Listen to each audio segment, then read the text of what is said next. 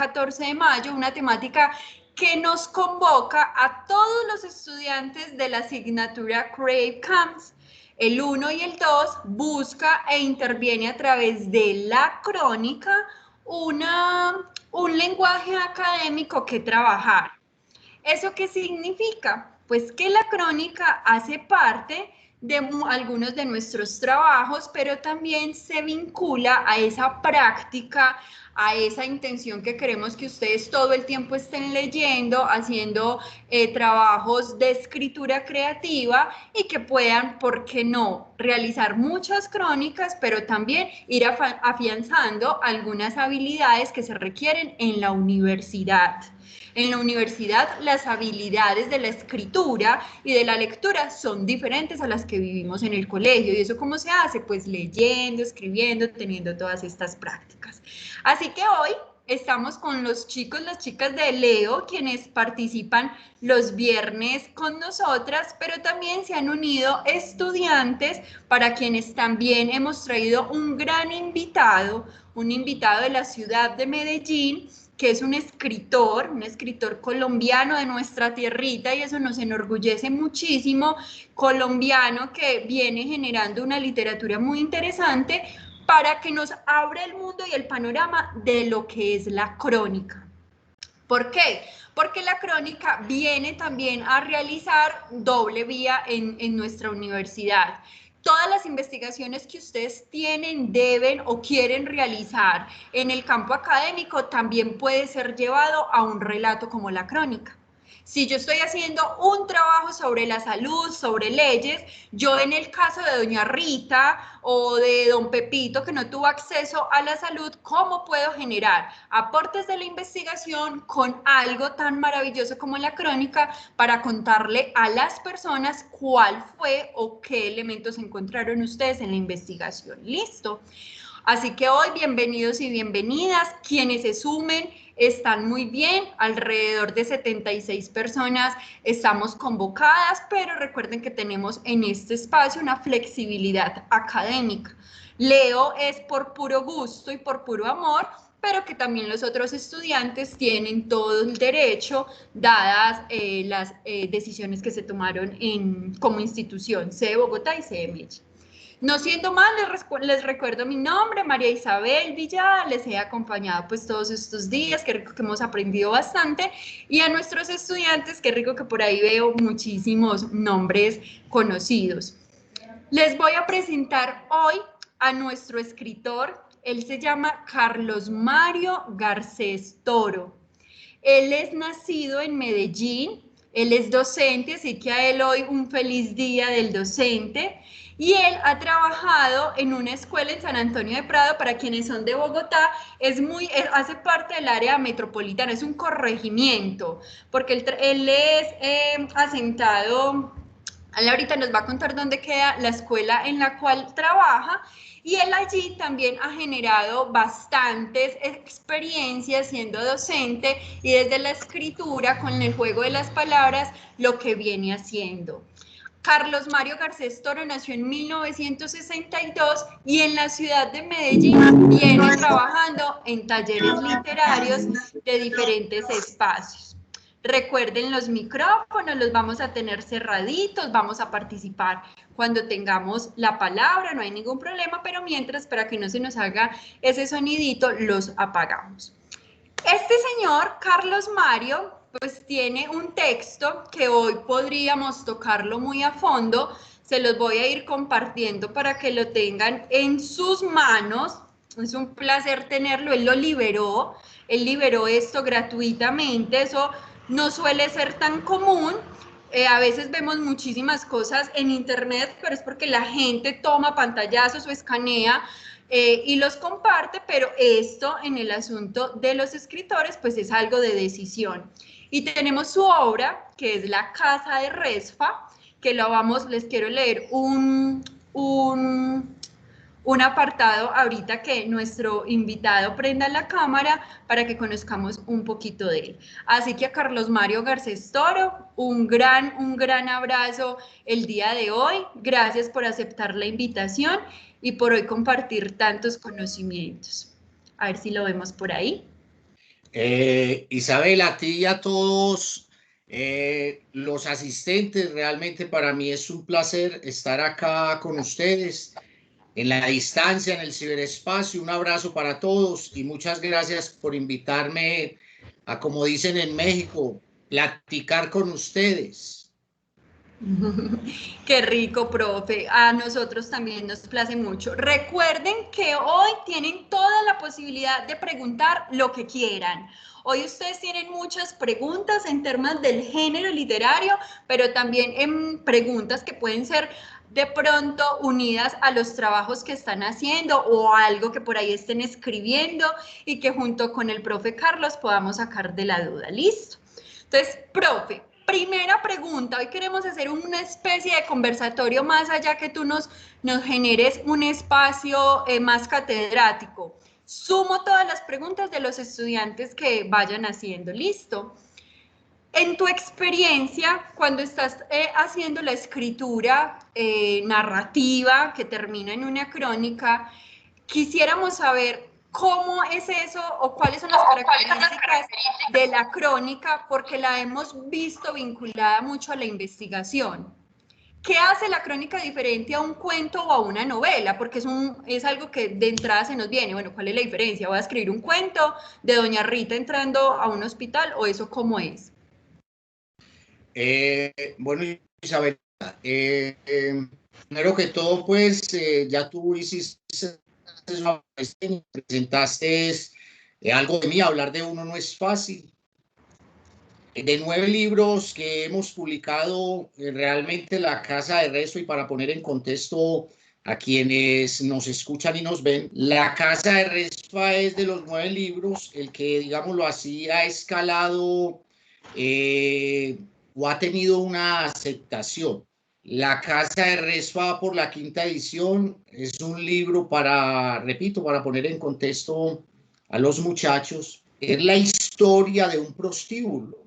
Yo me crié en una casa de citas, una de las más famosas casas de citas de Medellín, a la par, la casa de Respa, a la par de la casa de Marta Pintuco. Yo llegué a vivir allí a los 7 añitos, porque mi madre me tuvo a los 15 y a los 22, teniendo ella, está encartada conmigo, se enamoró de alguien. Entonces yo con 7 añitos me llevó a vivir allí donde mi abuela, que regentaba este negocio. Y allí pasó parte de mi infancia, de mi juventud, y cierta edad de adulto también la pasé allí. Entonces tuve una infancia muy, digámoslo así, en estos negocios, estas casas enormes, falto de amigos. Entonces me refugié en los libros, empecé a escribir relativamente joven para ir hilvanando, entonces ir concatenando ideas, ¿cierto? Para llegar a tu pregunta. Entonces, entre los libros que he escrito, hay novelas, cuentos. El último lo publicamos y lo estamos dando a circular desde la semana pasada, un libro de ensayos. Y La Casa de Respa realmente son 56 textos que Jaime Jaramillo Panés, un escritor de la ciudad, quien murió recientemente, manifestó que realmente era un libro de crónicas escrito en poemas, y son crónicas en poemas en verso, pero también en prosa. Pascual Gaviria, que presentó este libro en la Feria del Libro, dice que esto es un híbrido, que es una novela también, porque internamente los personajes y las acciones se encuentran.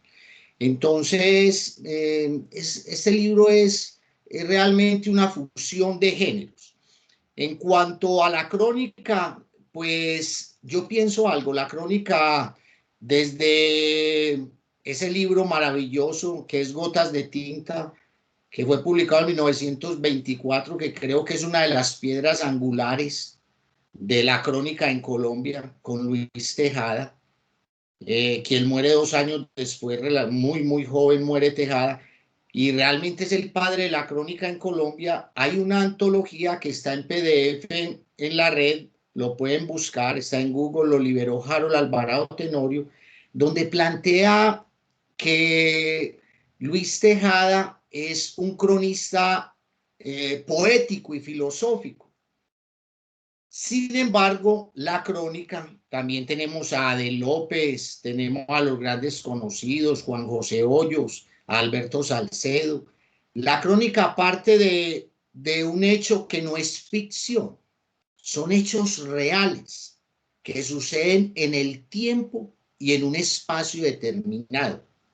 Yo, para llegar a esos 56 textos de la Casa de Respa, donde está la crónica del gato, donde están las crónicas sobre las muchachas, donde están las crónicas del crimen, donde están las crónicas de Luisa, la muchacha que se fue con un circo, donde está la crónica de Emma, la chica que muere en una casa abandonada de una extraña enfermedad, quizá haya sido SIDA, eso nunca lo pude saber. Está también entonces la crónica de este muchacho que casi envejece por una sífilis. Está la crónica de cuando la casa de citas estuvo acá en Envigado, en un lugar que se llamaba Bandera Roja, y ya luego a través de la investigación vine a saber que se llamaba Bandera Roja porque en la década del 50 estábamos en pleno auge de los inicios de esta guerra civil en Colombia que no ha terminado, entre liberales y conservadores, producto del asesinato de Jorge Eliezer Gaitán ese 9 de abril. Entonces la crónica parte de un hecho que es real, no es ficción, pero esa crónica hay momentos en que también requiere de investigación. Por ejemplo, yo para el texto repito, de Manuel Villa, allá en Bandera Roja, tuve que investigar quiénes iban a su negocio. Entonces me di cuenta que allí iba Belisario Betancourt, Fernando González, me di cuenta que iba Manuel Mejía Vallejo, que era una cantina prostíbulo muy disimulada para la época, y allí iban esos grandes personajes de la cultura y de la política medellinense, antioqueña y colombiana. Entonces eso demandó una investigación previa para llegar a la crónica. Yo siempre he creído una cosa, en mi largo ya pues en este trabajo, que hay 3 o 4 aspectos para tener en cuenta. ¿Qué puede servir de leitmotiv para escribir una crónica o un texto? Puede ser un personaje, puede ser un objeto, pueden ser unos acontecimientos. Eso, un lugar puede llevar a que se dispare el detonante para escribir ese texto o esa crónica. Pero yo siempre manifiesto algo. Sobre lo que se vaya a escribir, debe partirse de la emoción, del apasionamiento, que ese tema me apasione. Y si lo conozco, mucho mejor. Yo antes de la Casa de un texto que, repito, de él ya se han hecho 2, 3 obras de teatro, adaptaciones libres. Hay 2 directores de cine que ya tienen un libreto para llevarlo a película. Antes de eso yo había escrito, tocado, digámoslo así, centrarme en una producción que uno diga, hombre, aquí ya hay algo de valor. Y es que me di cuenta que uno puede escribir más fácil sobre aquello que uno conozca. Si hay alguien que es experto en hormigas, pues hombre, escribí sobre hormigas. Si vos sos detective, pues como el gran cuentista Saki, escribí sobre hechos delincuenciales o detectivescos. O sea, escribir sobre lo que uno sabe puede servir también para llegar a una obra o en lo posible de buena calidad. Adelante, Isabel. Gracias, maestro. Me parece muy importante lo que nos mencionas. Entonces, la crónica parte de un hecho que no es ficción. Ahí muy claro, porque no podríamos, y ahorita el profe nos estará contando un poquito, si puede en la crónica tener algunos aspectos de ficción, o cómo, hasta qué límites tiene la crónica para que no se salga de ese género que viene también del reportaje. Muchísimos periodistas lo usan, los escritores de la literatura también, Pero ¿qué elementos de ficción podemos tener? Me parece muy importante, ojo a las personas que están acá conectaditas para que lo aprendamos. Parte de un hecho que previamente hemos investigado, observado. Y hay una frase que el profe Carlos acaba de mencionar, requiere de una investigación y de emoción. Por eso cada tema que les invitamos a investigar tiene que pasar por su gusto. Si a ustedes les interesa la salud, el amor, el tema de los derechos, o sea, que sea un tema que los mueva porque tendrán que investigar. Para continuar, como hemos hablado tanto de la casa de Resfa y para aprender de la crónica, vamos a leer crónicas de los relatos de la casa de Resfa. Yo les voy a compartir uno que a mí personalmente me encanta y es el personaje el que más me fascina. Ustedes dirán, un personaje, ay, tiene que ser un humano. No. Este personaje elegido de la casa de Resfa es un gato. Y quiero que antes de proponerle al profe otra pregunta para que sepamos qué hacer cuando queremos escribir crónicas, que leamos este pedacito de la casa de Resfa. Me dice si la ven ahí. ¿Ven el letrerito? Dice el gato. Sí, sí, Sí, se está ahí se viendo. ve. Listo. ¿Quién lo quiere leer? Es muy corto. Miren que acá también vamos a empezar a preguntarle al profe que si las crónicas de verdad sí tienen que ser de 7 páginas, de 12 páginas, de 1 página. La extensión en la crónica también va a ser muy importante. Porque miren este es un relato corto que nos va a contar una historia. ¿Quién lo quiere leer?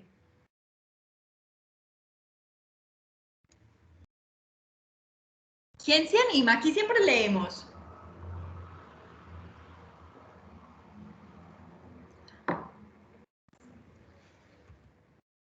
Isabel, si quiere yo, pero es que lo veo muy pequeño.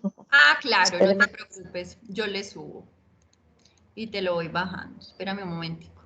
Ay, no, ahí ya quedó muy grande. Está muy grande. Ahí, ¿ves bien? Sí, Listo. bueno. El gato, miau, miau. Era el gato manchado de la casa que abultaba y escurría su lomo elástico.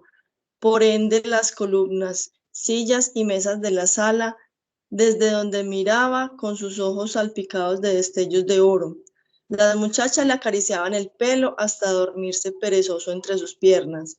Otras veces jugaban dando vueltas por la alfombra roja, donde uñas y ojos de gato y de mujer se confundían con un mismo destello en la sombra. Parecía conocer todos los secretos de la casa, porque todo lo miraba desde su rincón.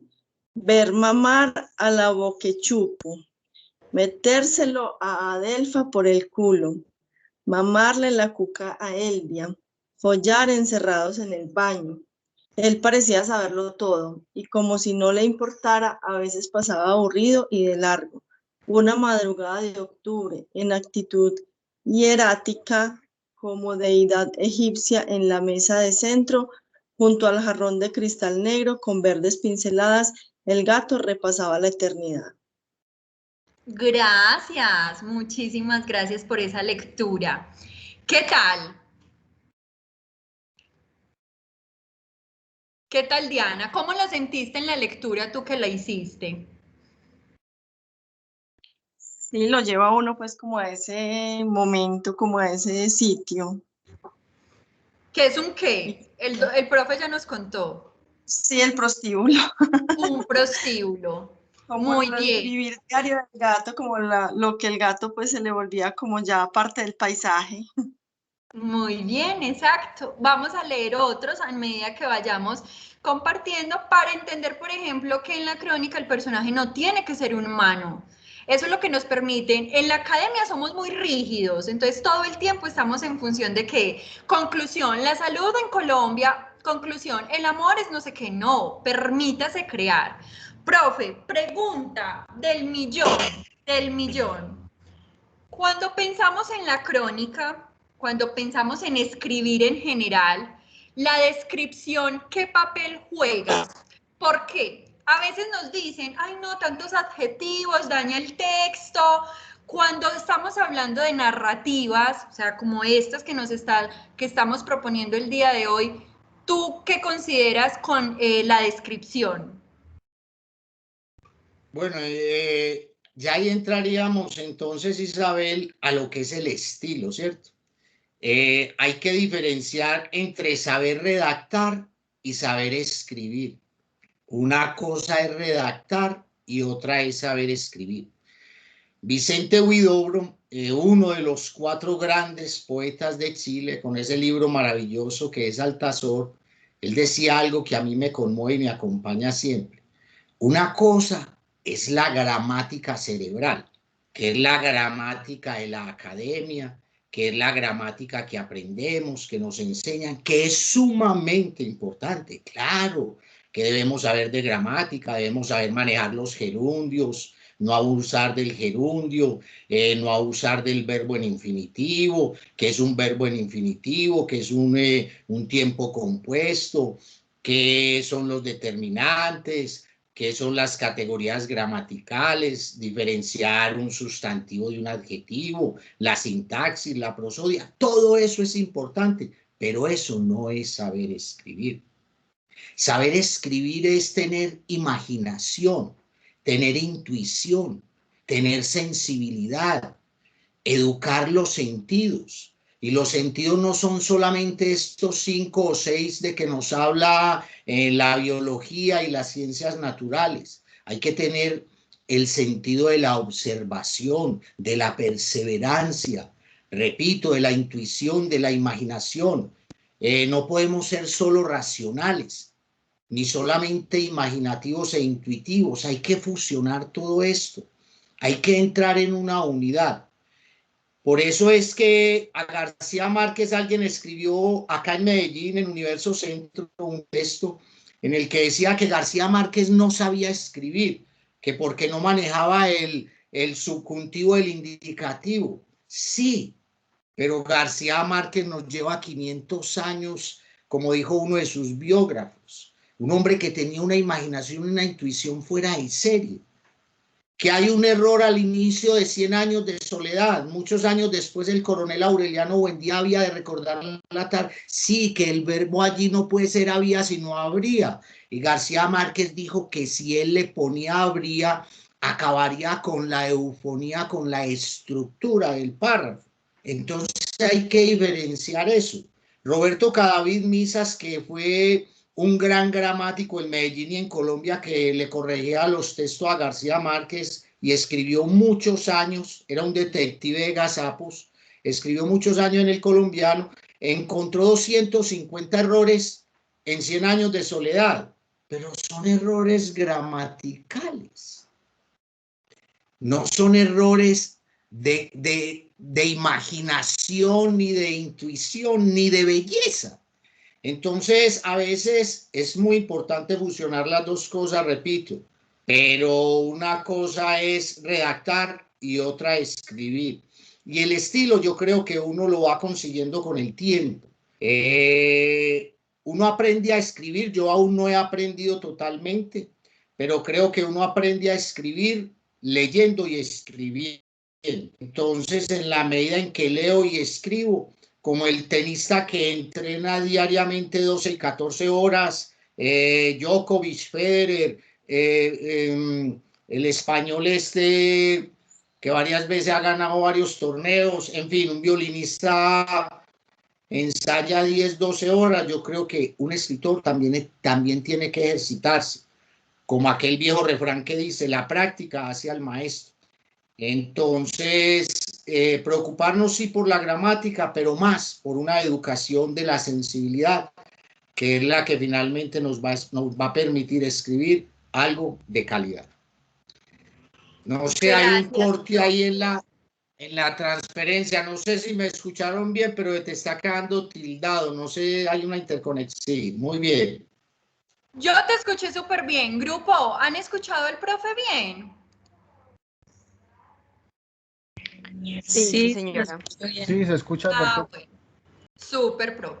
Bueno, profe, usted nos menciona cómo es importante también entender algunas cosas de la gramática, pero cómo aquí lo importante es la imaginación y tratar de que eso sea lo que genere inspiración a quien lee. Listo. Yo quiero hacer una pregunta y es si algunos de los que están acá han leído a Julio Cortázar. No porque sea cronista, no lo traje acá por eso, sino porque el profe me recuerda algo con el ejemplo que hace de Gabo.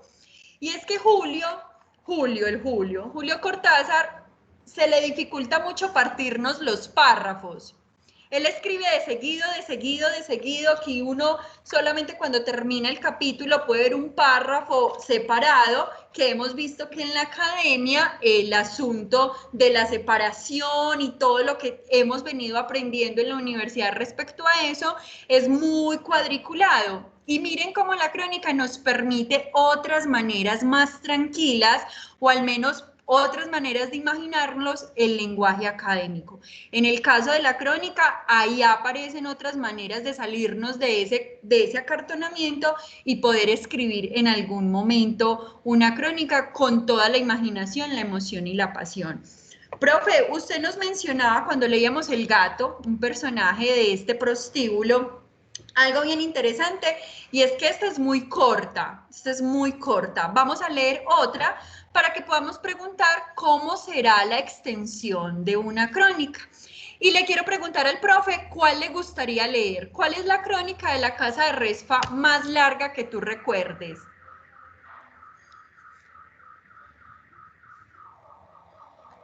El profe. Se nos fue. Abro acá el micrófono. Si no estoy mal, Janet la loca, Isabel. Listo, Janet la Es loca, de ya la los encontré. primeros, Janet la loca. Vamos a leer Janet la loca. Listo, para que entendamos un poquito y qué extensión tiene esta. ¿Quién la quiere leer? Cuando hablo de extensión no es que es un capítulo así súper largo, sino que no es tan corta como El gato que vimos ahorita. ¿Quién se anima?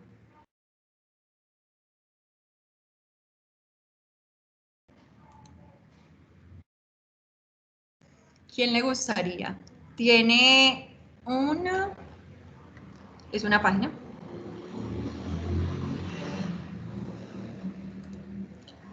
A ver, les escuchamos.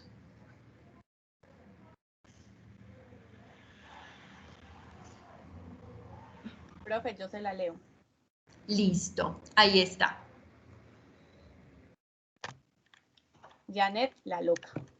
Lo último que recuerdo es que el tipo me golpeaba con brutalidad y yo sentía cierto placer, pero al mismo tiempo rabia. La esfera multicolor de la lámpara despedía intermitentemente sus rayos, que parecían repetir el eco de las sombras en las paredes, y mi cabeza giraba en un torbellino de rencor y cansancio.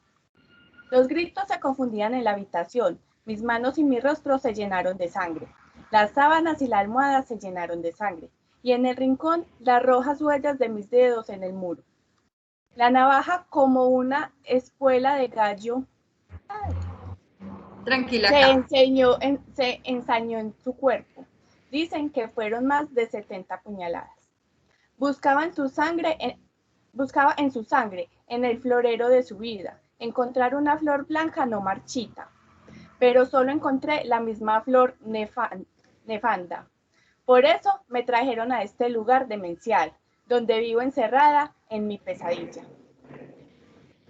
Me veo caminando por una larga galería de alta techumbre que me deja sin aliento.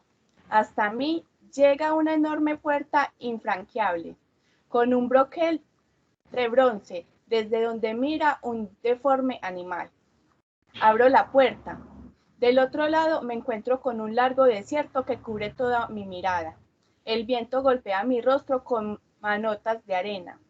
En un montíbulo medio enterrada veo la calavera impasible de una vaca, detrás de la cual surge la niña que fui, con su muñeca de trapo, llevada de la mano por una anciana de blanca vestidura. La anciana desaparece borrada por la arena. La niña se me acerca y en el recuerdo brumoso volvemos a cantarle a nuestra muñeca de trapo la canción del reencuentro. Fray Santiago, duerme usted, suenan las campanas, din don dan, din don dan, din don dan. Gracias, muchísimas gracias, Cindy. Qué bonita lectura. Profe, pregunta, ¿qué importancia tiene la extensión de la crónica? ¿Tú qué nos sugieres? ¿Y quién fue Janet la Loca? Bueno, en cuanto a la extensión, Italo Calvino en 6 propuestas para el milenio planteaba la importancia hoy de la síntesis, del laconismo, de lo conciso. Esta mañana leí nuevamente a un cronista hoy olvidado, gran novelista y el padre de la literatura en Colombia, como lo dijo García Márquez, que es don Tomás Carrasquilla, y leí esta mañana una croniquita cortica, publicada en 1914, titulada Gris, y habla del color gris. Y ese gris es el gris de la muerte, pero también es el gris de Bogotá, es el gris de la gente bogotana. Entonces, se sirve allí de ese gris también para hablarnos de que no entremos en moralidad, porque eso es otra cosa que debe tener uno como escritor, no ser moralista, sino que permitir que los textos hablen por sí solos y el lector ya diga, este es un villano, este es un héroe, este es un hijo de tantas, pero que eso no lo diga el autor, sino que eso lo deduzca a través de la misma proposición, lo deduzca el lector. Entonces a mí me parece que la extensión ya eso, yo pienso que el escritor sabe en su momento cuándo abre y cuándo cierra. Está esa primera frase de inicio y esa frase final. Quienes han dicho, y ustedes lo han podido percatarse de ello, quienes no conocían la Casa de Respa, estos son textos escritos en verso o poemas en prosa, pero al mismo tiempo son crónicas, recalco eso. Si de pronto ahorita Isabelita me permite ya presentarles una crónica, no de la Casa de Respa, sino una crónica como tal que ha gustado mucho, que es una crónica, cerraron la tienda de la esquina. Entonces esto a mí me causó profundo dolor cuando cerraron esta tienda, que fue la tienda en el barrio donde desde la infancia, juventud nos sentamos allí, pero entonces ya es otro tipo de crónica, ya una crónica así en todo el sentido de la palabra, ya a través de una crónica narrativa y no este tipo de crónica híbrida que estamos viendo en la Casa de Respa. Claro que sí, profe. Miraremos esa y miraremos también otras que les vamos a recomendar hoy, habla la profe Jessie, de Ricardo Aricapa, que también son otro tipo de, bueno, de la crónica ya como narrativa que requiere de una descripción amplia, que esta que a mí me encanta, vuelvo y repito, que termina siendo pequeños híbridos de la crónica y del verso para irnos antojando y entonando. Profe, antes de pasar para que nos presentes esa, yo quiero leer otro pedacito de Respa. ¿Quién fue Janet? Bueno, Janet fue un personaje muy bello allí en la casa, yo la recuerdo, era alta, delgada, blanca, tenía episodios besánicos, episodios de locura. Recuerdo que en mi infancia una vez allá en Carabobo con Vélez, donde inicialmente, o en uno de los puntos donde estuvo la casa ubicada, una mañana ella salió a la calle desnuda, en pleno Carabobo, entre Vélez, La Paz, pasar a Bolívar, ella desnuda corriendo, entonces el escándalo, todavía tengo eso en mi memoria, y era una mujer bonita, repito, alta, delgada, blanca, estaba marcada por el signo de la locura, era besánica, y realmente cuando ella comete este crimen allá en la casa, a mí me cubren con unas sábanas, con unas cobijas, para que yo no viera esta situación que se presentó tan terrible con ella.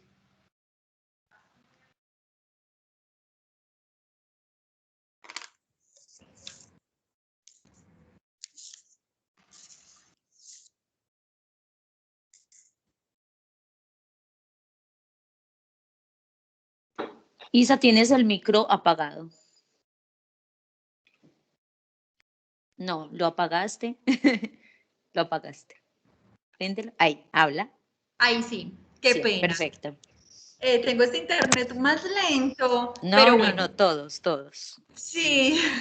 No te Profe, preocupes. bueno, para despedirnos de la Casa de Respa, que ustedes se la lleven, la lean, quienes están acá la compartan con los grupos, yo ahorita también se las voy a mandar.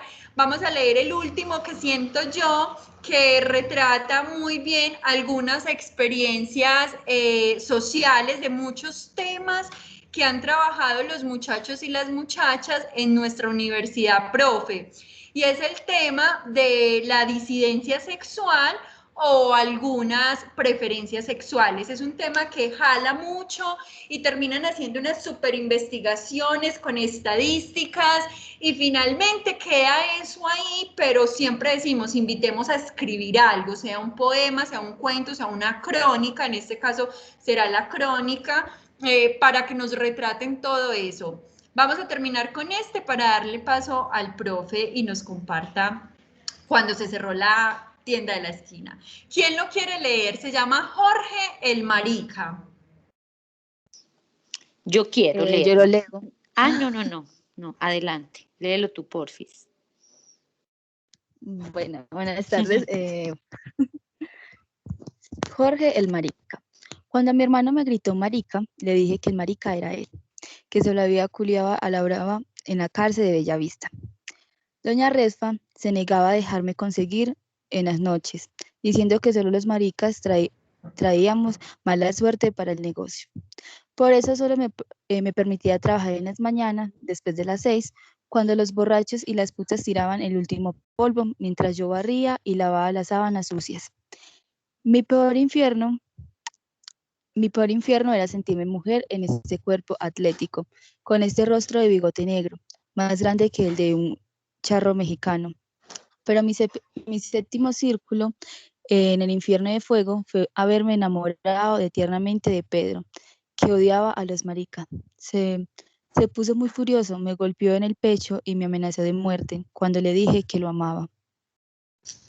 Y ya, ese es Jorge el Marica. ¿Cómo les ha parecido la Casa de Respa, chicos y chicas? Y Meli, ¿cómo se sintió leyendo a Jorge? ¿Cómo se sintió Meli? También. Sentí los sentimientos como que lo quería transmitir en el momento de estar leyéndolo, porque uno se pone como a imaginarse todo el escenario, cómo se sentía la persona cuando le decían esas palabras y muchas cosas más. Entonces como que me gustó leerlo y verdad está ya en mi lista para leer todos los cuentos. En verdad me gustaron muchos. Bueno, y eso es una clave precisamente para cuando creen sus crónicas, ¿cierto? Miren todo el viaje que hicieron con el proceso de investigación, el diseño del proyecto, después el diseño del plan de actividades, de ese plan detallado, la ejecución de las mismas. Toda esa narrativa es la que queremos que plasmen en esas crónicas. Y que lo que dice la compañera es muy cierto, o sea, que quien nos lea sienta eso que pudo sentir Jorge, que eso es lo mágico también del viaje cuando nos describen. Yo no sé dónde queda la Casa de Resfa, yo no tengo ni idea, pero Carlos Mario Garcés Toro me trajo olores, sensaciones, toqué el gato, pude sentir algunos personajes cerca e imaginármelos, y eso es lo mágico. Y miren que la extensión no es larga, la extensión es clara, pero con diferentes, son muchos de estos híbridos que nos permiten vivir una vivencia que el profe investiga. Profe, listo, dejemos a Janet, dejemos a la Casa de Resfa, dejemos estos hechos y compártenos a Jorge, dejemos a Jorge y compártenos esta crónica cuando cerraron la tienda. Bueno, entonces, permíteme, yo comparto pantalla acá con ustedes.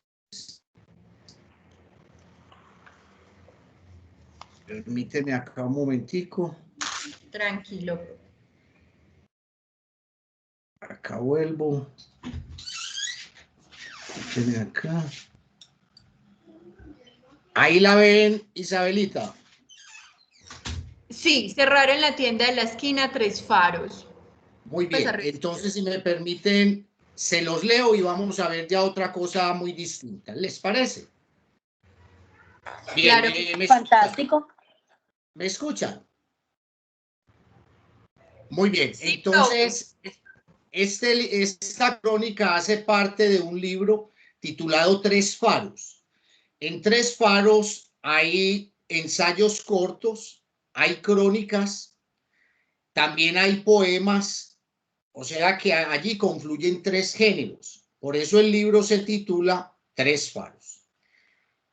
Entonces leamos el texto, la crónica. Cerraron la tienda de la esquina. Ya ese comienzo, ya el título nos invita y nos da a conocer de qué se trata, ¿cierto? Después de más de 50 años de servicio, cerraron la tienda de la esquina de don Jorge el Canoso, quien la había abierto en los albores de la década del 50, una vez llegado a la ciudad y al barrio, huyendo de la violencia en Támesis, un pueblo del suroeste de Antioquia.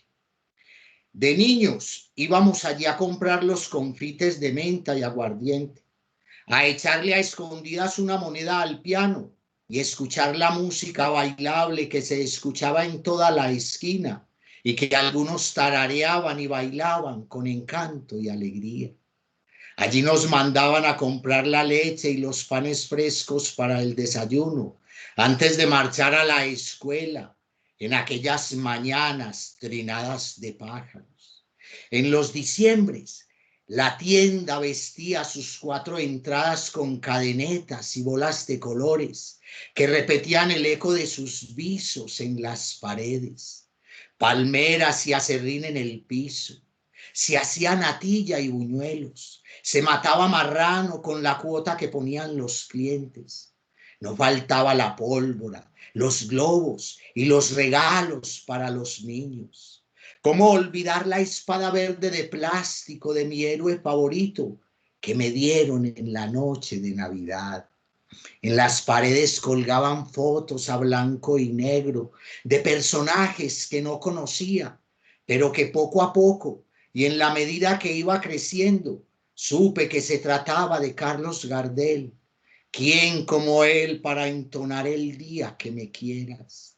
Charles Chaplin sonriendo con una flor en la mano. El loco Omar Orestes corbata en cuclillas y con las manos apoyadas en un balón. Y la Marilyn con el vestido levantado que a más de uno hizo suspirar y a algunas señoras hipocritonas santiguar. En sus mesas, y mientras el reloj no paraba de dar vueltas, hablábamos de triunfos y fracasos, de fútbol y de amores. Contábamos el número de los que se iban muriendo. En esas mesas lloramos el asesinato de Cocho y Kiko, 2 de nuestros mejores amigos. De Chacho, el más galán de la cuadra, que se las dormía a todas.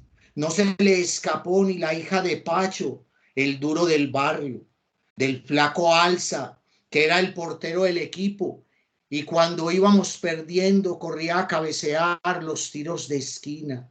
Lo encontraron muerto en la noche, recostado a un poste, con la botella a un lado. Se fue muriendo despacito y en silencio. Muchos nos fuimos del barrio, pero yo seguía yendo un viernes o un sábado en la noche, o los domingos en la mañana a conversar con los amigos. Don Jorge murió hace 2 o 3 años. Sus hijos decidieron finalmente cerrar la tienda, que para muchos de nosotros fue meridiano o estación, donde nos cruzamos todos los que vivimos en este barrio. Cuando cruzo por la esquina y me detengo al pie del local donde funcionó la tienda y donde hoy levantan un edificio de apartamentos, siento en el aire y en mi interior, en blanco y gris, una junta ya de recuerdos. Muy bien, ahí como pudieron ver, ya es una cosa pues ya narrativa, ya muy distinta. Es más extensa y tiene mucha más descripción. Esto es de lo que más podemos notar, al menos al verlo. Y ya es una narrativa más amplia. Profe, yo le quiero preguntar, ¿qué tan importante es el título? Tú lo mencionabas. El título ya nos dice todo. Así empezaste a leer. Sí, porque es que el título es fundamental. Vuelvo con García Márquez. 100 años de soledad en un comienzo se iba a llamar La Casa Grande. Yo les pregunto a ustedes, si 100 años de soledad se llamara La Casa Grande, ¿tendría el mismo impacto? Solo les pregunto yo a ustedes.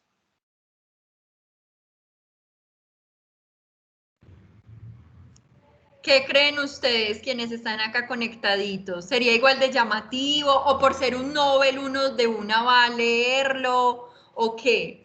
Porque el título siempre ha sido fundamental cuando nosotros hablamos de los trabajos, profe. Siempre les insistimos muchísimo que el título ya tiene que decir mucho de lo que se va a encontrar el lector, claro.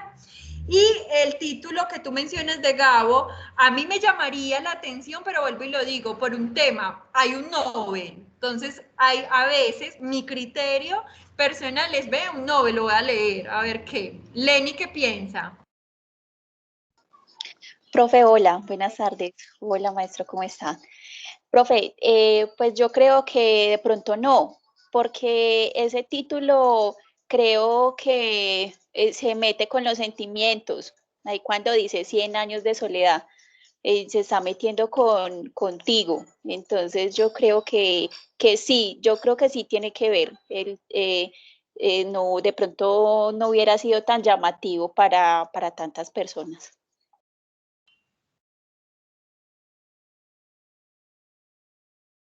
Muy bien, Lenny, gracias.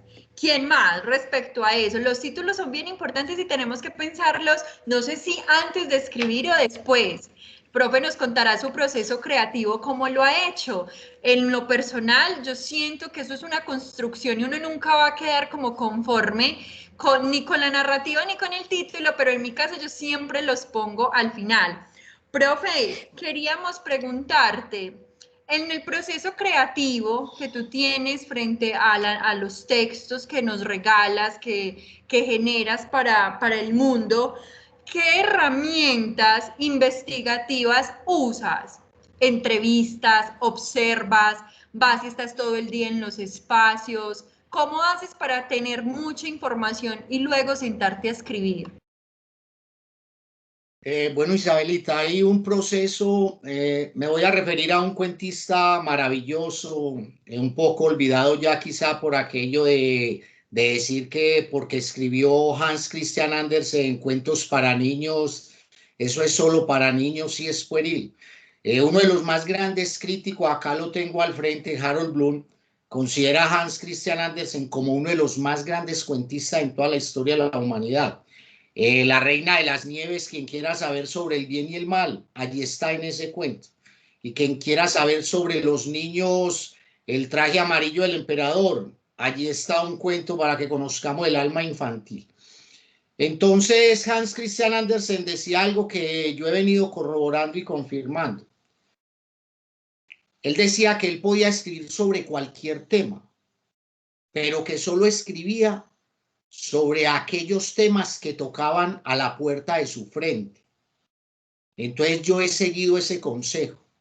Uno puede escribir sobre lo que quiera, pero al escribir sobre lo que quiera se va a notar la falta de un óleo melódico interior, un oído aguzado, alguien bien sensible, un lector competente se va a dar cuenta, esto acá está forzado, aquí esto no toca lo vivo. Hay muchos escritores que escriben de lo que decíamos ahora para redactar, son maestros, pero les falta alma, les falta sangre, les falta el alma. Y el alma yo creo que solo logrará conectarse si uno hace algo cuando ya lo toca a uno, cuando uno siente ese tocar de campanitas.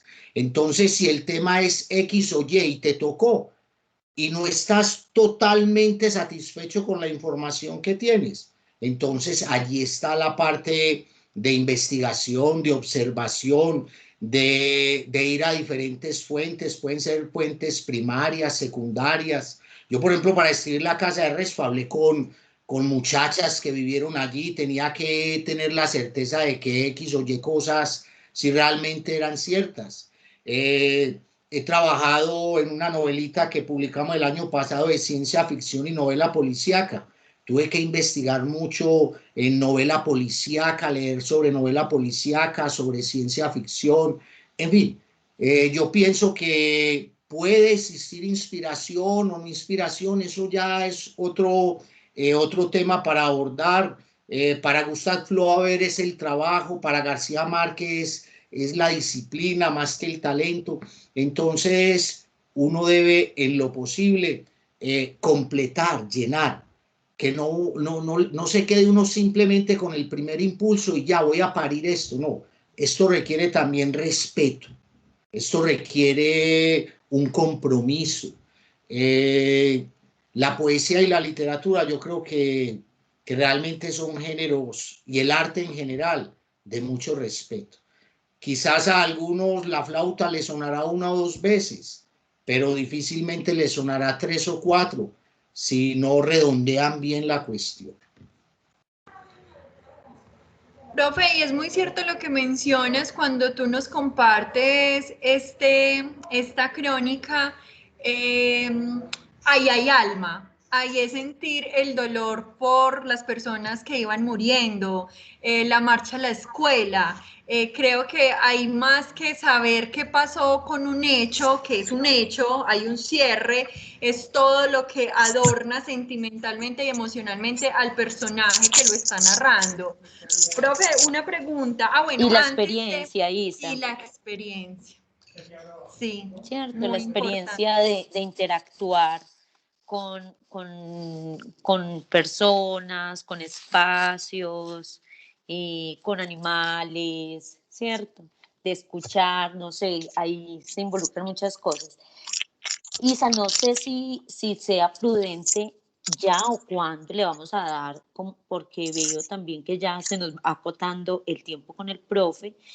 Y a mí sí me gustaría que los chicos y las chicas tuvieran ocasión de ellos también lanzar sus preguntas. Nosotras tenemos también una cantidad y el tiempo se nos fumó. Entonces, no sé si lanzas tú la pregunta que le ibas a hacer al profe y para que los demás muchachos y muchachas nos vayan ahí, se vayan animando a expresar sus inquietudes. ¿Te parece? Claro que sí, muchachos. Este es el momento. Dudas, preguntas para que aprovechemos al profe. Es un invitado que siempre hemos querido tener en la universidad desde hace un añito para que hablemos de esto. Entonces, así que es una oportunidad. Solamente es un paréntesis de una referencia que nos hace el profe. Menciona a Hans Christian Andersen. Chicos, él fue el creador y el que escribió La Sirenita, La Cerillera, El Patito Feo, que posteriormente Disney se los tiró. Listo, se los tiró. Ahí ya pasó otra transformación. Entonces, a ese nombre, Hans Christian Andersen, y a lo que Disney nos ha generado, vayan a la obra real. Y lean mucho. Antes de sentarse a escribir, lean y relean para que disfruten. Ya nomás. Oíste, Isa, y recuerda también ese asunto de ritualizar. Mira, el profe, unos dicen que es la disciplina lo que nos hace buenos escritores, otros el trabajo, otros la pasión, el alma, el amor, no sé, pero finalmente todo eso hace parte de esa ritualización que hacemos. Entonces, para que no olviden también todas esas pisticas que les hemos ido soltando en los diversos encuentros.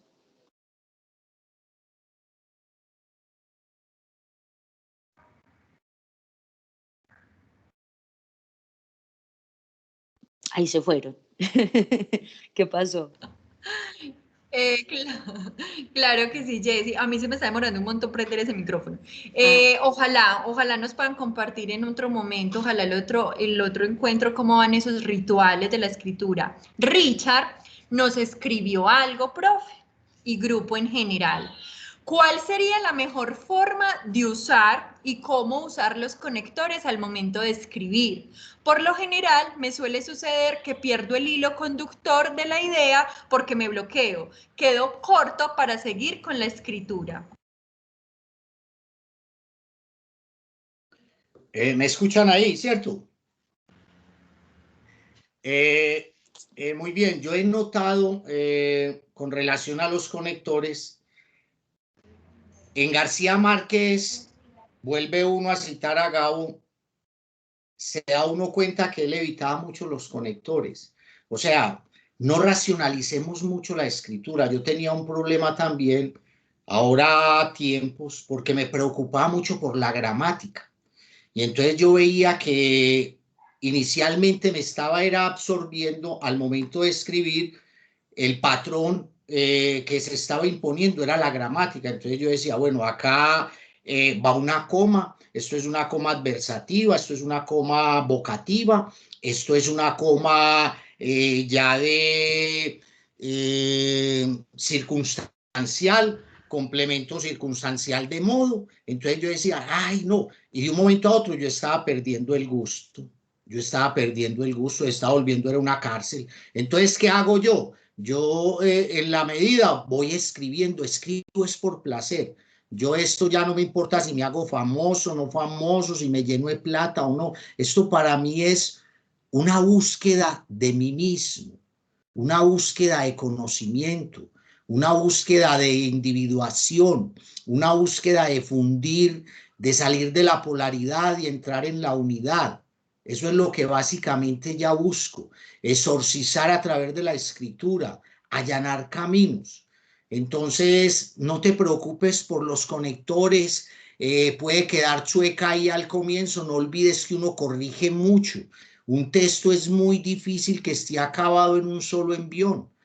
Uno se puede demorar toda una vida puliendo una página. Hay quien pelea, Jaime Jaramillo Escobar X504 me decía, hombre, yo a veces me quedo hasta 15 días peleando con una coma, pero eso lo hago después. Al comienzo escribe, sé libre. León Tolstoy dirigió uno de los proyectos de lectura y escritura más bellos de Rusia. Y él no les corregía ortografía porque él decía, hombre, me maravillo de la frescura de estos textos de estos niños y estos muchachos, hombre. Corregirles sería un crimen de entrada. Luego, ya si el texto se va a publicar, entremos en la etapa de corrección. Mira, aquí falta algo. Gustav Flaubert le decían, ¿cuándo sabes que un texto está terminado o una frase está terminada? Cuando musicalmente es perfecta. Entonces eso se logra quizás con el tiempo. Uno publica testigos y uno se da cuenta, oh, aquí la cometí, aquí faltó esto.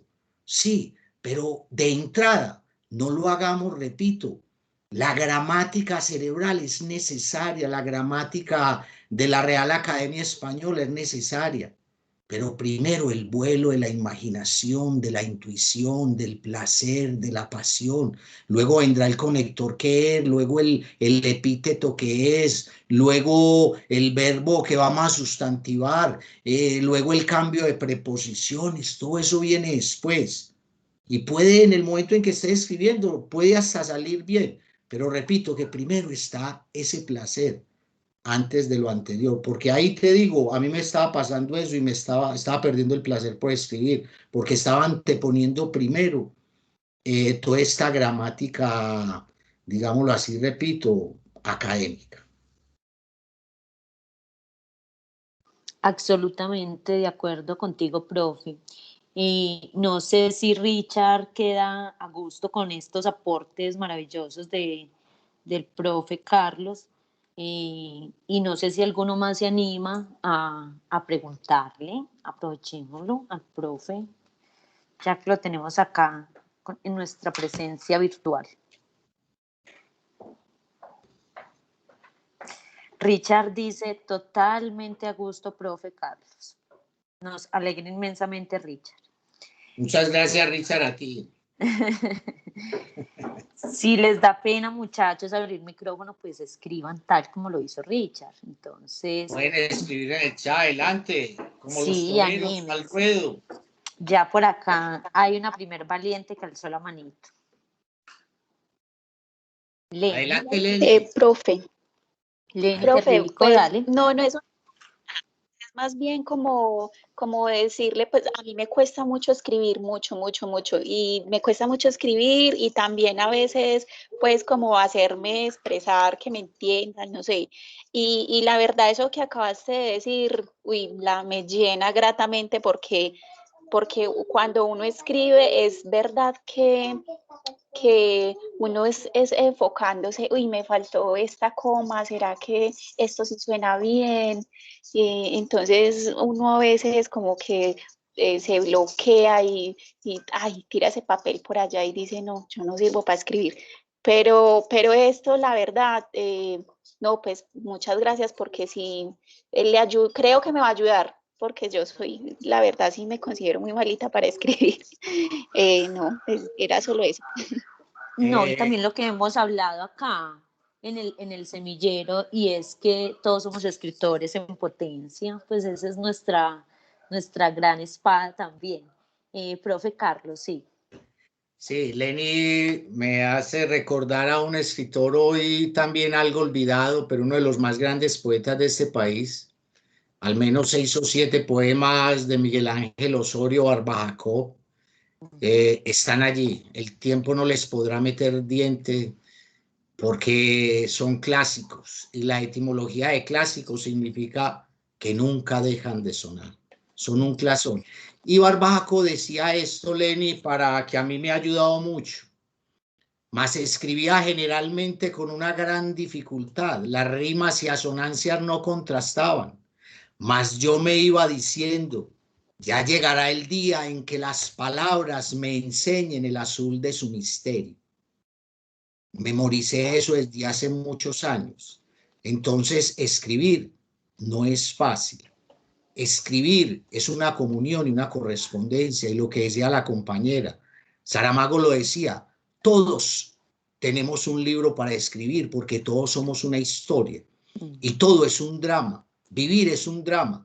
El bajido del niño que en este momento está en la clínica general acaba de nacer, llora porque es un drama. ¿Quién escribirá ese drama de ese niño recién nacido llorando? Y ahí hay todo un texto, ¿cierto? En las formas narrativas les recomiendo Epífanos de Ernest Hemingway, que antologizó el hijo de Fernando Botero, Juan Carlos Botero. Epífanos son cuentecitos y poemas cortos, son unos híbridos hermosos. Y alguien dirá con esto, el cuento más corto, que es inclusive más corto que el de Monterroso, de 7 palabras. Se venden zapatos de bebé sin usar. Y alguien dirá, qué tontería, pero no, allí hay algo. Se venden zapatos de bebé sin usar. Soy el hijo de mi hermano. Esa es mi tragedia. Entonces, mire, la escritura en formas breves, hay cosas maravillosas. Solo hay que esperar, no hay que forzar el ánimo para nada. No se trata de ser bestsellers ni volvernos famosos de la noche a la mañana. Se trata es de entrar en comunión con la escritura, con el Dios de la escritura, como dice nuestro amigo Harold Bloom. Qué maravilla, profe Carlos. Una preguntita que me han hecho mucho los estudiantes es, ¿qué cronistas nos puedes recomendar como para iniciar con este proceso de escritura de crónicas? Bueno, lo que decíamos ahora, podríamos hacer una retrospectiva, ¿cierto? A mí me parece que el gran cronista colombiano, sin lugar a dudas, es Luis Tejada, ¿cierto? Gotas de tinta creo que es un clásico. García Márquez tiene grandes crónicas. Me parece que Juan José Hoyos es un maestro de la crónica en Colombia. Alberto Salcedo Ramos me parece que es un tipo genial, parece que es de los grandes cronistas. Hay cronistas norteamericanos, las crónicas de Truman Capote. A mí me ha parecido que la novela A Sangre Fría y Desayuno en Tiffany's realmente son una crónica, una novela, como novela es Crónica de una muerte anunciada. Entonces, esos son para mí, y hay cronistas olvidados. Acá hay un cronista de vieja data, Adel López, muy buen cronista también.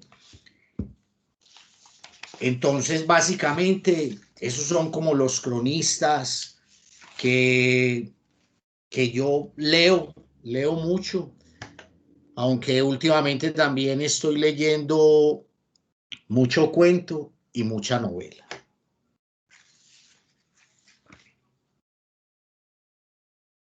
Adelante, Isabelita. Claro que sí, profe. Les quiero contar que acaba de llegar una serenata a la cuadra de mi casa, entonces por eso tengo Qué maravilla. este micrófono. Profe, por acá tengo una pregunta de un estudiante que dice, ¿qué no deberíamos hacer en una crónica? ¿Qué no? O sea, como, uy, eso no podría estar aún así teniendo el equilibrio de redacción, lo importante de la imaginación, lo que le contestabas a Richard de los conectores, o sea, no encarcelarnos en ello. ¿Qué no? ¿Qué nos recomendarías? Porque no sé, pues porque puede que ya no sea crónica o tu experiencia como escritor también te permita pues, hacernos ese llamadito. Bueno, yo pienso una cosa y lo voy a decir a partir de la experiencia de la Casa de Respa. La Casa de Respa intenté hacerla 2 veces. 2 fracasos tuve, porque sentía algo en las 2 primeras versiones, que me quedaba en la anécdota. Me quedaba en la simple información. Si esa información, si uno no va más allá de esa información, realmente allí no hay algo de valor. Yo decía al comienzo que yo encuentro que se puede escribir sobre un personaje, un lugar, unos hechos, sobre un objeto, pero y esto es real, pero a esa realidad encontrarle algo maravilloso, algo asombroso, algo sensible, un giro inesperado, algo que se salga de lo común. Mira, por ejemplo, lo que tú dices ahora referente a la crónica, cerraron la tienda de la esquina, que yo noté que a ti te emocionó.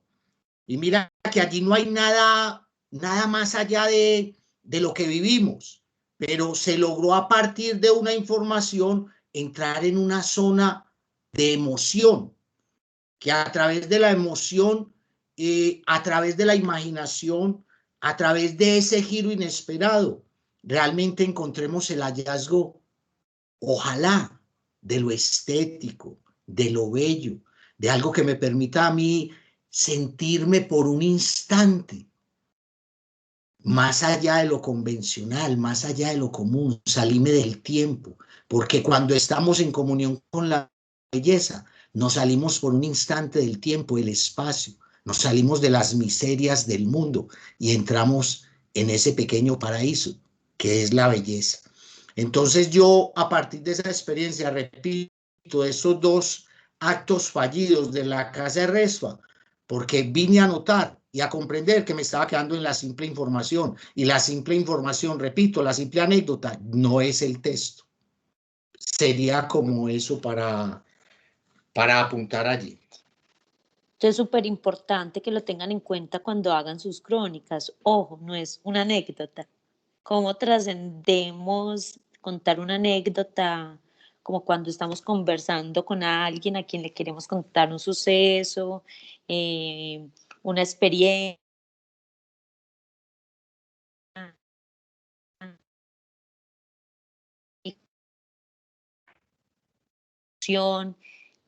Hoy podemos hacer ese salto de no quedarnos solo en la anécdota, sino cruzar el puente y conectar con la emoción del lector y las sensaciones. Un paréntesis, ¿me permite? Ahorita cuando me preguntaron por cronistas que me gustan, me faltó una dama.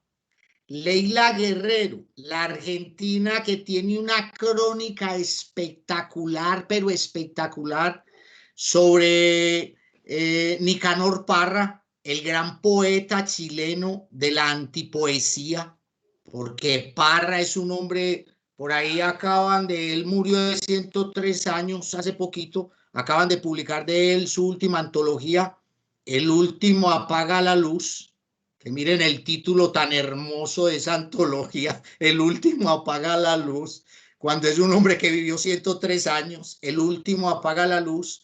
Leila Guerrero, la argentina, una gran cronista. El Metro de Medellín con Luis Fernando Macías publicaron unas crónicas de ella. Excelente. Sí, ahí cierro el paréntesis.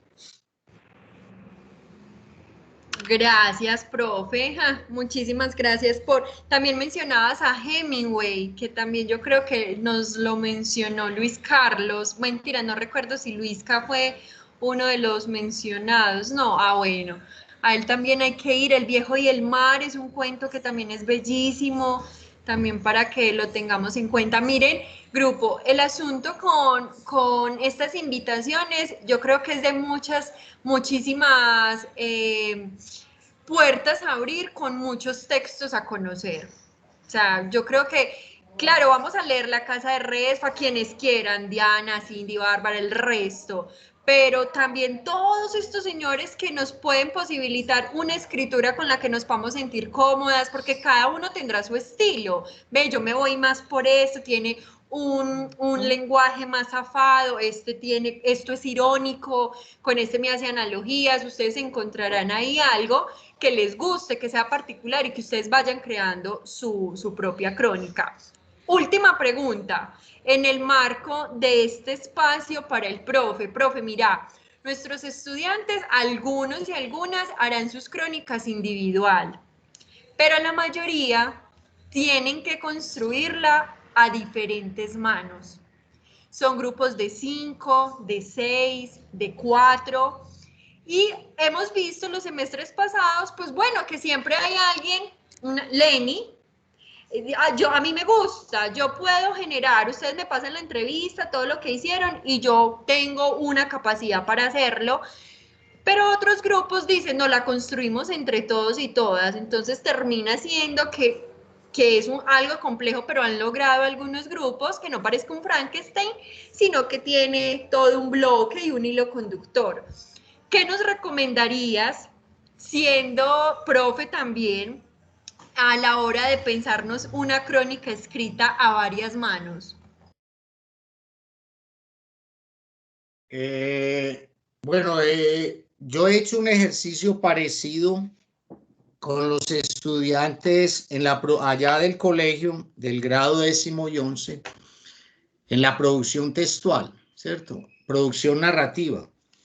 Y partimos de lo que llamamos creación colectiva de cuentos, y esa creación colectiva de cuentos se puede llevar también a una creación colectiva, en este caso de la crónica.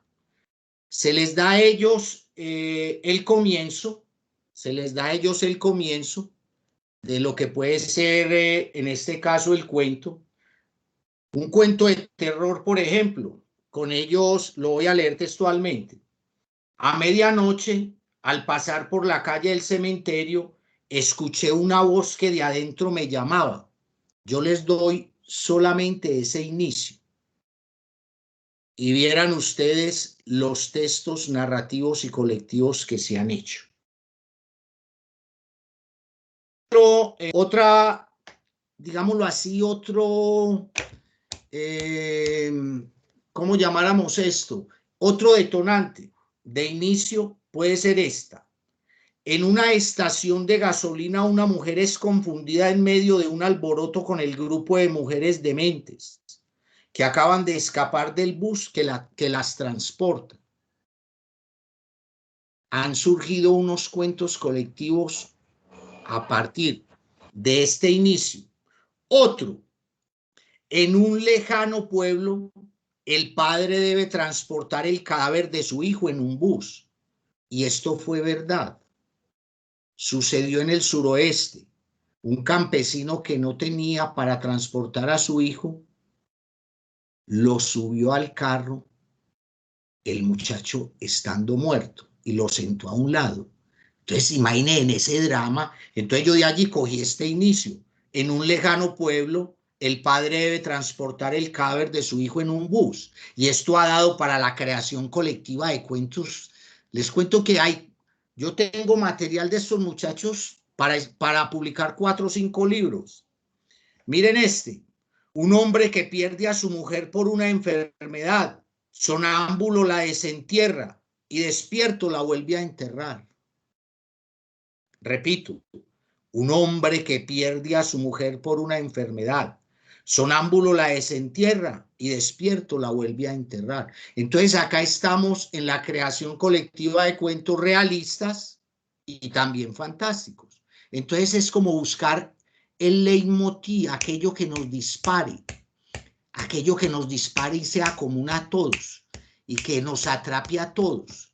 Porque no hay nada más desagradable que hacer uno algo que no le agrada a uno. Como dice uno de luna de miel con una mujer que no le gusta a uno, ¿cierto? No. Eso, se necesita cierta cosa, ¿cierto? Entonces buscar esa cosita que sea empática a todos, que haya empatía con todos, ¿cierto? Uno ir así y ver una película que no le gusta a uno, que lo obliguen a uno a escribir algo que uno no quiere escribir, o a leer un libro que uno no quiere escribir, pero es que yo no quiero leer el libro, que te lo tenés que leer o si no pierdes la materia, por Dios, no, allí eso es un atentado. Entonces buscar como esos enganches, yo los llamo racores, tomo la palabra racores de algo que en ferretería empata una tuerca con un tornillo y es el racor, cómo unir eso, que ese racor me permita unir que el otro continúa allí, empatamos acá, o lo que ella está tejiendo, empatar acá, y tú continúas acá, pero que nos agrade.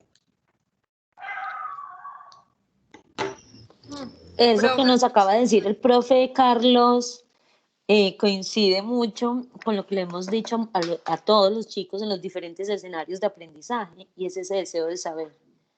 El deseo de saber no lo da nadie, nace esa motivación intrínseca. Entonces, efectivamente, yo comulgo y suscribo plenamente lo que nos acaba de compartir el profe Carlos con respecto a escribir a varias manos, ¿cierto? Si no nace desde un deseo intrínseco, desde esa motivación por querer materializar eso que nos fue dando como pretexto algunos aprendizajes, pues sencillamente eso no va a fluir y se va a quedar solamente en un producto evaluativo y en una nota cuantificada y ya. Miren, les cuento una experiencia con un profe, Rubén Darío. Nosotros tenemos un periódico en la ciudad que se llama El Gaviero Periódico Literario. Tiene 14 años este periódico. Allí publicamos a un compañero profesor. La historia con él es esta. Ponía a escribir a sus estudiantes cuentos colectivos. Y entre esos muchachos estaba Mao Molina. Y Mao Molina en un cuento colectivo escribió una partecita donde él decía que uno de sus sueños era jugar con el Independiente Medellín y hacer un gol olímpico. Años después, Mao Molina se encontró con el profe y lo primero que le dijo fue: profe, ¿se acuerda lo que escribí en el cuento? ¿Se acuerda lo que escribí en el cuento?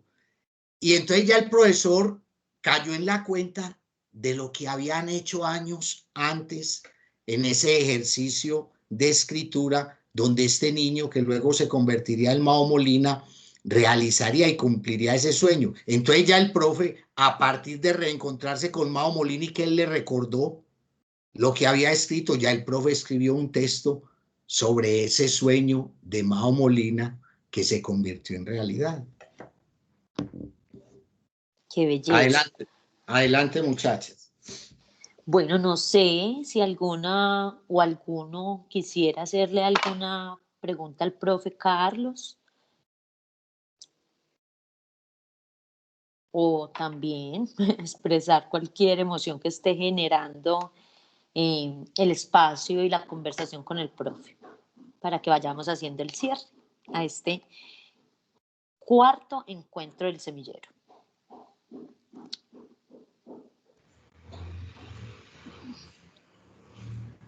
cómo se sintieron, cómo van, qué les implica luego de este encuentro enfrentarse a eso que los emociona o a eso que está pendiente por escribir. Cuenten. Precisamente, ¿qué sensaciones y emociones les generó esta experiencia de conversación?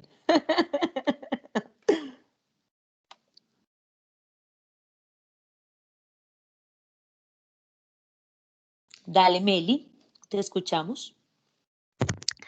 Bueno, en verdad este encuentro me generó mucha curiosidad como empezar a escribir, porque en algún momento lo hice, sino que me pasó algo, era que también me frustraba mucho como no encontrar como a veces estaba escribiendo algo y como que no se me iba la idea y como querer perfeccionar los signos de puntuación y todo, entonces por eso dejaba de escribir, pero algo que me pareció muy importante que dijo el profe fue que escribir y luego mirar a dónde va lo demás, las comas y todo. Entonces algo que dije, bueno, voy a empezar a escribir nuevamente y a leer más de crónicas, a ver, y al final miro cómo va. Y me parece súper bueno de escribir porque cuando uno escribe expresa muchas cosas que a veces le da dificultad decirlas con palabras. Entonces es un encuentro que me gustó mucho, aprendí demasiado y me genera mucha curiosidad, en verdad. Melissa, y no solo a leer, te ofrezco disculpas por meter la cuchara tan abruptamente, no solo leer crónica, lea aquello que te apasiona, el género que sea, lo que te apasione, si te gusta la historia, la filosofía, la poesía, el cuento, el ensayo, el género que sea, algo que te apasione, partir siempre de la pasión. Pasión etimológicamente significa fuego de los dioses, entonces no es leer solamente crónica, hay tantas cosas por leer. Hoy ya no leemos a los clásicos, volver a leer, enamorados, como que hemos olvidado al más grande de todos, a William Shakespeare. Si queremos conocer el alma humana, leamos a Shakespeare, Otelo, El Rey Lear, La Tempestad, todo esto. Volver a leer, Michel de Montaigne, todos, hay muchas cosas por leer. Pero siempre leamos lo que queramos leer, no lo que nos digan que es bueno, sino que nosotros en ese comercio con el libro digamos, uy, este es el libro que me apasiona. Quizá te guste La Isla del Tesoro, quizá no te guste, puede gustarte otro autor, en fin. Para cada lector hay un libro, entonces qué rico, no quedarnos ni casarnos con un solo género, ser multifacéticos en la lectura, ser realmente polifuncionales frente a ese código escrito y a ese código lector. Isa, a las 5 me debo retirar porque tú sabes que tengo compromisos pendientes. Claro que No, sí, profe, profe. agradecerte.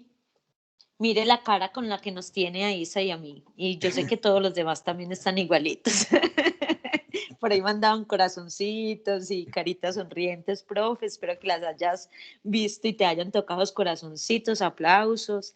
No, fue en definitiva una tarde absolutamente encantadora. Escucharte nos motiva, nos llena de pasión, de esa pasión, de ese fuego de los dioses. Y esperamos que los chicos y las chicas se motiven mucho y se llenen de esa pasión con la que el profe nos compartió esta tarde. Mil gracias por acompañarnos. No, a ustedes de corazón les digo, aquí tengo uno de mis maestros que siempre me guía. Él está a mi derecha, ese es mi maestro. Sonrisa en los corazones y muchas gracias y hasta una próxima. Listo. Muchas Que no gracias. sea Un muy abrazo. lejano. Gracias, profe. Listo, a ustedes. Gracias. Muchísimas Permiso. gracias. Gracias a ustedes por invitarme a dejar entrar en sus corazones. Gracias. Muy amables. No, no, no. A ti, profe, Gracias. mil gracias. Chao, profe. Chicos, Gracias a no. Mil gracias también a ustedes por unirse en este espacio. Esperamos que lo hayan disfrutado enormemente, que hayan retomado algunos que les permitan orientar, precisar todas esas ideas que van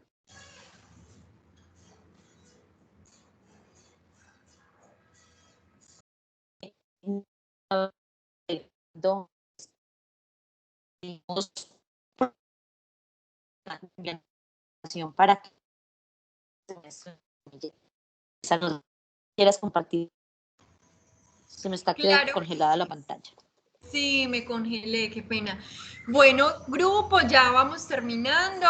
Como no hemos parado la grabación, esta grabación también queda porque hoy o durante la semana la vamos a compartir en las otras clases para que ustedes tengan claro, estos son unos grandes insumos para ese espacio que continúa en nuestro cierre de corte. Corte que significa que ya nos estamos preparando para la despedida y la escritura final y que hoy tengan pues como todas las posibilidades para que se vayan muy antojados y antojadas. Así